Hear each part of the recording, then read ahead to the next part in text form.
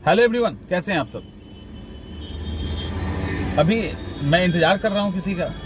तो क्या करते बैठ के सोच रहे थे कि आपसे क्यों ना बात ही कर लिया जाए, क्योंकि जो टॉपिक जिसको लेकर बहुत ज्यादा परेशानी स्टूडेंट के अंदर है, अभी मैं लगातार आपके साथ स्ट्रैटेजी पॉइंट ऑफ व्यू और कंटेंट पॉइंट ऑफ व्यू दोनों से मैं लगातार कनेक्ट रहूंगा, क्योंकि बीपीएससी 67 को मैं भी एक बहुत अच्छी अपॉर्चुनिटी के रूप में देख रहा हूं। बहुत ही अच्छी, जो बहुत ही बेहतरीन मौका जिसको कहते हैं ना, वो मिला है। तो इसको चूकना नहीं है। तो जहां तक हम मदद कर सकते हैं उतना हम करेंगे, इसमें कोई भी दो राय नहीं। अभी सबसे बड़ी समस्या है कि जैसे जैसे एग्जाम नजदीक आएगा, ये जो अभी समस्या है जिसकी बात मैं करूंगा, वो बढ़ता चला जाएगा। और ये बड़ा ही सिंपल है, बड़ा ही नेचुरल है, ये होता है, सबके साथ होता है। लेकिन आपको समझना पड़ेगा इसके पीछे एग्जैक्ट कारण क्या है। एग्जैक्ट कारण क्या है, क्योंकि कारण जल्दी समझ में नहीं आता। समस्या तो सबको समझ में आ जाती है, रीजन नहीं समझ में आता। और ये आपके पास जो पूरी तरह से एक्सपीरियंस्ड लोग होंगे, वो भी एकदम शार्प वही आपको बता पाएंगे, क्योंकि मेरा जो है ना, मेरा सामना होता रहता है इस तरह के लोगों से। तो वो अगर रियली में उन्होंने इसको फेस नहीं किया है या सही तरीके से नहीं समझा है, तो वो टीचर होके भी आपको गाइड नहीं कर पाएंगे प्रॉपर। ये लिख के रख लो आप।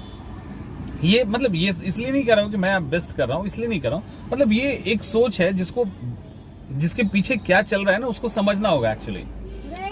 अभी एक बड़ी समस्या ये है कि आप सबको में से अधिकांश को लगता होगा कि सब कुछ भूल रहे हैं, कुछ याद ही नहीं आ रहा है, क्या करें। इतना पढ़ लिया है, कुछ ब्लैंक है, सब कुछ ब्लैंक है, बिल्कुल लग रहा होगा दिमाग के अंदर। और ये स्थिति बढ़ेगी, ये मैं अभी कह रहा हूं, ये बढ़ेगी।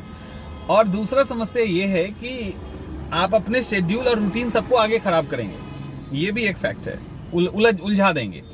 कल एक स्टूडेंट का फोन आया, उसने बोला कि सर मैं 2 घंटा करंट अफेयर्स, हिस्ट्री, ज्योग्राफी और भी सब्जेक्ट है, उस सबको 2-2 घंटा ऐसे करके दे रहा हूं। कुछ दिन तक तो किया होगा, उसने मुझे बताया नहीं, कुछ दिन तक तो कर लिया। अब उसके बाद वो जो है ना, ट्रैप में फंस गया। जब मुझे बताया तो हम बोले कि गलती क्यों कर रहे हो। तो इस तरह की गलती जो है ना, आप लोग भी हो सकता है कर रहे होंगे और कर ही रहे होंगे, मैं समझ रहा हूँ। एक यूट्यूब पे भी कमेंट्स आते रहते हैं कि अब कुछ याद नहीं रह रहा है, क्या करें नहीं करें।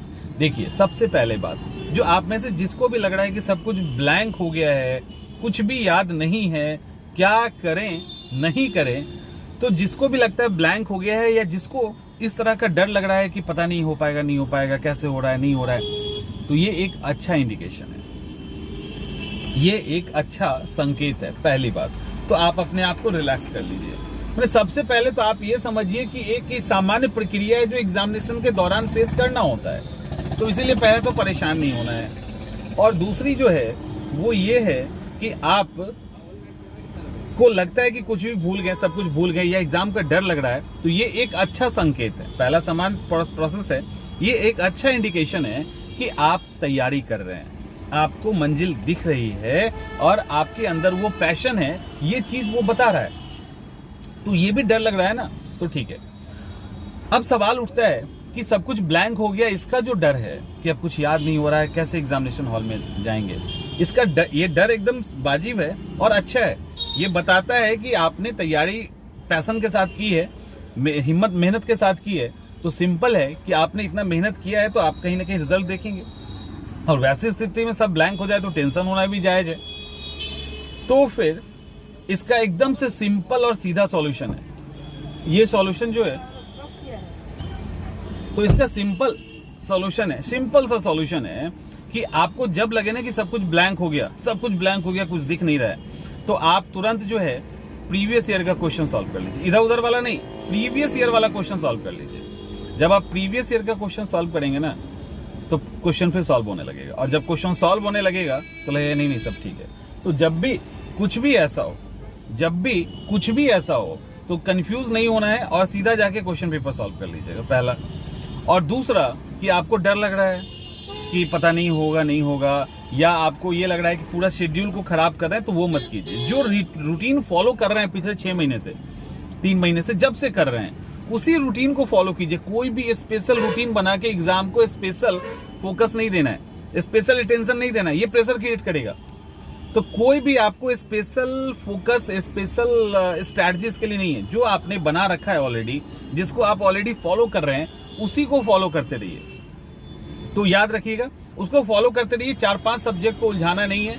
मिनिमम 2, मैक्सिमम 2 का जो फॉर्मूला मैंने बताया था वो कीजिए। मैक्सिमम 1 घंटा करंट अफेयर्स को दीजिए, उसके बाद सीधे बंद कर दीजिए और रिजल्ट देखिए आएगा। तो घबराना नहीं है, सब कुछ सही चल रहा है और आराम से तैयारी कीजिए। ये एकदम से सामान्य सा प्रोसेस है, उसको फॉलो कीजिए। चलिए मिलते हैं अगले वीडियो में।